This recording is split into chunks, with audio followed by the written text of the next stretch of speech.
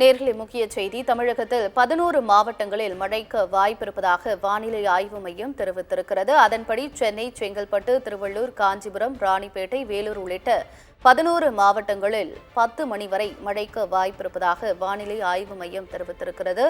சென்னை, செங்கல்பட்டு, திருவள்ளூர், காஞ்சிபுரம், ராணிப்பேட்டை, வேலூர் உள்ளிட்ட 11 மாவட்டங்களில் மழைக்கு வாய்ப்பிருப்பதாக வானிலை ஆய்வு மையம் தெரிவித்திருக்கிறது.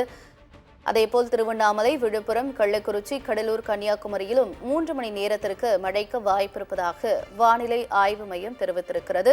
தமிழகத்தில் 11 மாவட்டங்களில் மழைக்கு வாய்ப்பிருப்பதாக வானிலை ஆய்வு மையம் தகவல் தெரிவித்திருக்கிறது. சென்னையில் இன்று அதிகாலை பரவலாக மழை பெய்து வந்த சூழ்நிலையில் தற்பொழுது சென்னையில் தமிழகத்தில் மேலும் 11 மாவட்டங்களில் மழைக்கு வாய்ப்பிருப்பதாக வானிலை ஆய்வு மையம் தெரிவித்திருக்கிறது. அதேபோல் சென்னை மற்றும் புறநகரில் அதிகாலை முதல் பரவலாக மழை பெய்து வரக்கூடிய சூழ்நிலையில் தற்பொழுது இந்த அறிவிப்பானது வெளியாகியிருக்கிறது.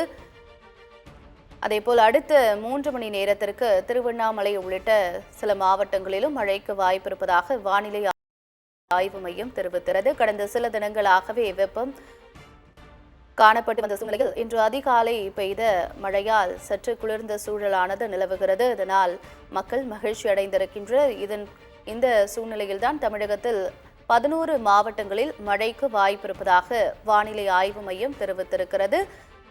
காலை 10 மணி வரை இந்த மழை பெய்வதற்கான வாய்ப்புகள் இருப்பதாக சென்னை வானிலை ஆய்வு மையம் தகவல் தெரிவித்திருக்கிறது.